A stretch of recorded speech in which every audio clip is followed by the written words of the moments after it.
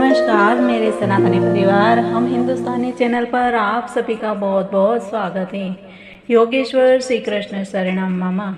हम योगेश्वर श्री कृष्ण की शरण में हैं। श्री कृष्ण इसका मतलब है कि अनंत गुण वाले परमात्मा को एक क्षुद्र जीव को मारने के लिए जन्म मरण युक्त शरीर को धारण करने की क्या आवश्यकता थी। इसीलिए ईश्वर इस सृष्टि से न भूतो न भविष्यति खंड खंड भारत को महान भारत बनाने के लिए श्री कृष्ण ने जन्म लिया था। स्वामी समर्पण आनंद सरस्वती द्वारा रचित श्रीमद् भागवत गीता समर्पण भाष्य में स्पष्ट लिखा है कि कंस वध के बाद प्रजा ने श्री कृष्ण से आग्रह किया कि आपने हमें कंस के अत्याचारों से मुक्त कराया है, अतः आप ही इस राज्य को संभालो। इस पर श्री कृष्ण ने उत्तर दिया कि राज्य तो नाना जी संभालेंगे और हम खोया हुआ राज्य वापस लेने के लिए जा रहे हैं।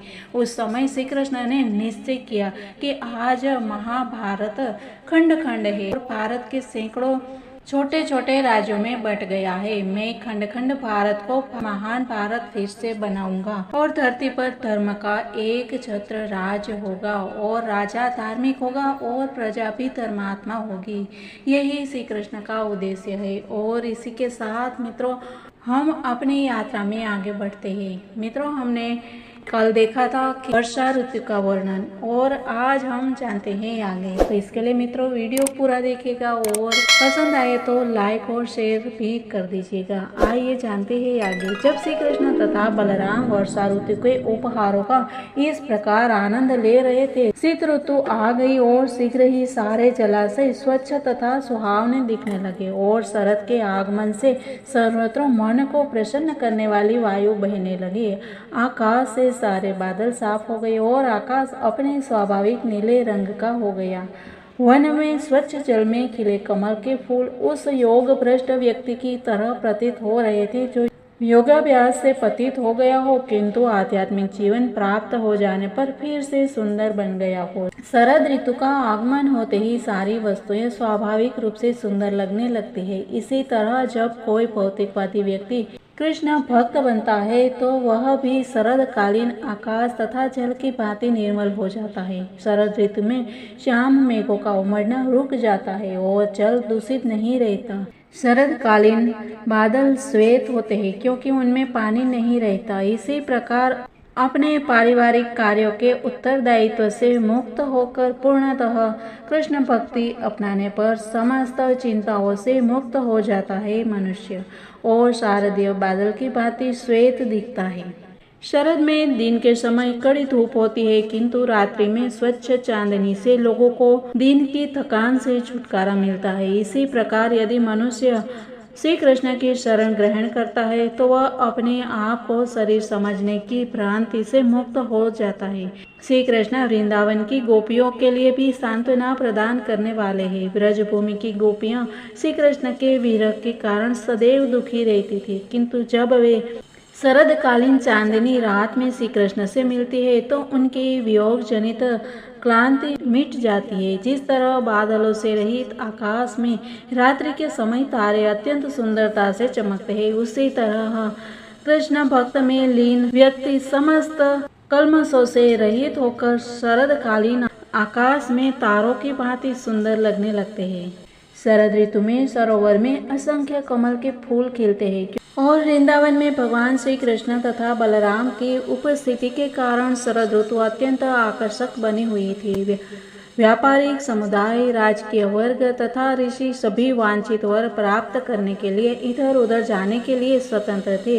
इसी प्रकार भौतिक शरीर के बंधन से मुक्त होकर आध्यात्मवादी भी मनवांछित फल प्राप्त करते थे। सुंदर शरद ऋतु के आगमन से सरोवर तथा नदियों में जल स्फटिक के समान स्वच्छ हो गया और वे सुगंधित कमल के फूलों से भर गए और मधुर हवाएं चलने लगी। वन के इस वातावरण से श्री कृष्ण अत्यंत प्रसन्न हुए क्योंकि फूल खिले हुए थे और भौरे तथा मधुमक्खियां आनंदित होकर गुंजार कर रहे थे। पक्षी, वृक्ष तथा शाखाएं सभी अत्यंत प्रसन्न लग रहे थे।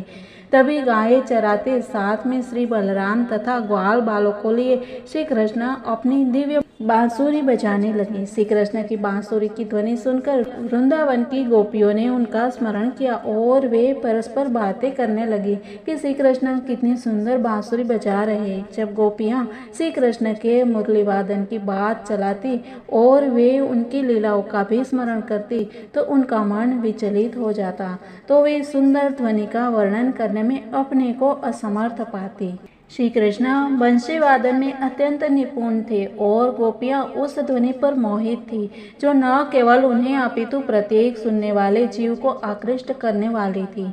एक गोपी ने अपनी सखी से कहा कि नेत्रों की चरम सिद्धि इसी में है कि श्री कृष्ण तथा बलराम को वन में जाते, वंशी बजाते तथा अपने मित्रों के साथ गायें चराते देखा जाए। जो व्यक्ति श्री कृष्ण को मुरली बजाते तथा उनके वृंदावन के जंगल में प्रवेश करते हुए तथा ग्वाल बालों के साथ गायें चराते हुए देखने के दिव्य ध्यान में अंतः तथा बाह्य रूप से निरंतर लगे रहते हैं, उन्हें वास्तविक रूप में समाधि प्राप्त हो चुकी होती है। समाधि का अर्थ है इंद्रियों के समस्त कार्यों का एक विशिष्ट विषय में लीन होना, और गोपियां यह सूचित करती है कि श्री कृष्ण की लीलाएं समस्त ध्यान तथा समाधि की सिद्धि है। श्रीमद् भगवद गीता में भी इसकी पुष्टि की गई है कि जो कोई श्री कृष्ण के ध्यान में निरंतर लीन रहता है वह सर्वोच्च योगी है। तब दूसरी गोपी बोली कि गायें चराते हुए श्री कृष्ण तथा बलराम रंगमंच पर अभिनय करने के लिए जाते हुए अभिनेताओं की तरह प्रतीत होते हैं।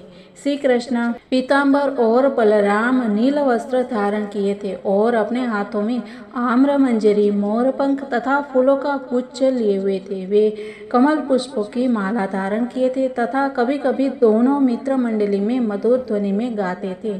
एक अन्य गोपी ने अपनी सखी से कहा कि श्री कृष्ण तथा बलराम कितने सुंदर लगते हैं। एक अन्य गोपी ने कहा कि हे सखी, हम उनकी इस आस की बांसुरी के विषय में कुछ सोच भी नहीं पाती। इसने न जाने कौन से पुण्य कर्म किए हैं कि यह श्री कृष्ण के अधरामृत का पान कर रही है, जो वास्तव में गोपियों की निधि है। सरोवर तथा नदियों को वृक्षों की माता कहा गया है क्योंकि वृक्ष केवल जल पीकर रहते हैं। अतः वृंदावन के सरोवर तथा नदियों के जल अत्यंत प्रसन्न है और कमल पुष्पों से पूरित है, क्योंकि वे सोचते हैं कि किस तरह हमारा पुत्र बांस श्री कृष्ण के अधरामृत का सुख भोग रहा है। नदियाँ तथा सरोवर के तट पर खड़े बांस के पेड़ अपनी संतान को श्री भगवान की सेवा में लगे देखकर उसी तरह परम प्रसन्न होते हैं जैसे दिव्य ज्ञान में उन्नत व्यक्ति अपनी संतानों को श्री भगवान की सेवा में लगे देखकर प्रसन्न होते हैं। सारे वृक्ष हर्षातिरेक के कारण अपनी टहनियों से लटकते मधुमक्खी छतों से मधु की वर्षा कर रहे थे। एक सखी ने कहा कि हे सखिया, हमारा यह वृंदावन संपूर्ण पृथ्वी के यश को उद्घोषित कर रहा है, क्योंकि यह लोक देवकी के पुत्र के चरण चिन्हों से महिमा मंडित है। तब अन्य सखी बोली कि अरे सखिया, इन हिरनियों को तो देखो, यद्यपि वे मूक पशु है किंतु वे महाराज नंद के पुत्र श्री कृष्ण के पास तक पहुंच चुकी है। ये न केवल श्री कृष्ण तथा बलराम की वेशभूषा से आकृष्ट है, अपितु ये बंसी की ध्वनि सुनते ही अपने अपने परिवार के साथ श्री भगवान को अत्यंत प्यार से देखकर सादर प्रणाम करती है। तब एक अन्य गोपी कहती है कि अरे सखिया, श्री कृष्ण तो इतना सुंदर वेश बनाए हुए हैं कि वे स्त्रियों के विविध उत्सवों को प्रेरणा प्रदान करने वाले दिखते हैं। साथ ही गायें भी श्री कृष्ण की मुरली की दिव्य ध्वनि सुनकर मुग्ध हो जाती है। यह ध्वनि उन्हें अमृत वर्षा के समान प्रतीत होती है, जिसे संचित करने के लिए वे अपने लंबे लंबे कानों को तुरंत फैला देती है। एक अन्य गोपी गोवर्धन पर्वत की अद्वितीय स्थिति की प्रशंसा इस प्रकार करने लगी, यह गोवर्धन पर्वत कितना भाग्यशाली है कि इसे अपने ऊपर चलते हुए श्री कृष्ण तथा बलराम का सानिध्य प्राप्त हो रहा है। गोवर्धन पर्वत को श्री भगवान के चरण कमलों का निरंतर स्पर्श प्राप्त है।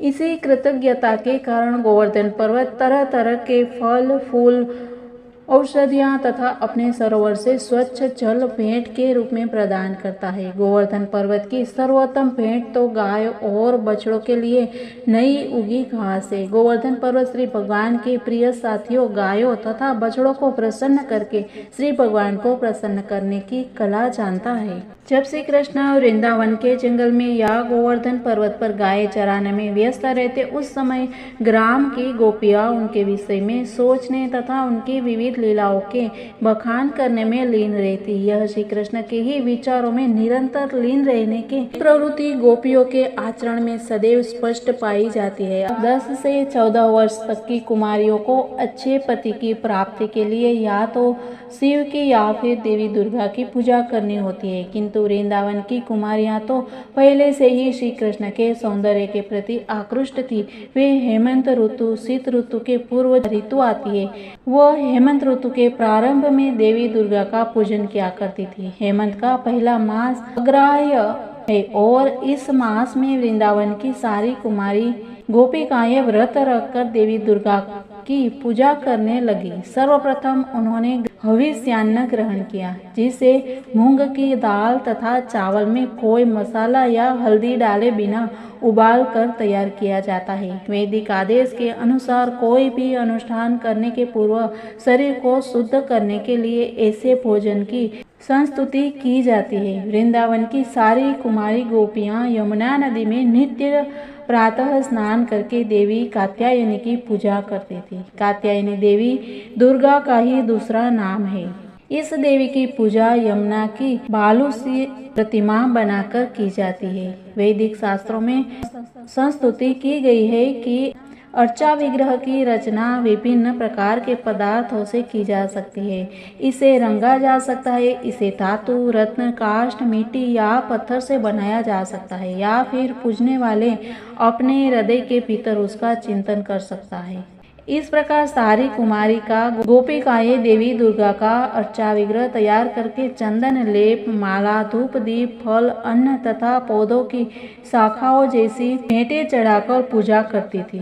पूजा के बाद वरदान मांगने की प्रथा है। ये कुमारिकाएं देवी कात्यायनी की पूजा अत्यंत भक्ति पूर्वक करती और उन्हें इस प्रकार संबोधित करती कि हे भगवान की परम बहिरंगी शक्ति, हे परम योग शक्ति, हे जगत की परम नियंता, हे देवी आप हम पर दयालु हो और नंद महाराज के पुत्र श्री कृष्ण से हमारा विवाह कराने की व्यवस्था करे। सामान्यतः वैष्णव जन किसी देवता को नहीं पूजते और इस प्रकार सब गोपियां देवी दुर्गा की पूजा करती थी और इसे कात्यायनी व्रत कहा जाता है। मित्रों, इस प्रकार किसी भी रूप में कृष्ण की भक्ति करना ही वृंदावन वासियों का एक ही उद्देश्य था कि सिर्फ और सिर्फ कृष्ण के अलावा और किसी को वो नहीं चाहते थे, नहीं प्रेम करते थे। इसीलिए आज भी गोकुल, मथुरा, वृंदावन का इतना ही महत्व है जितना कि उस समय था।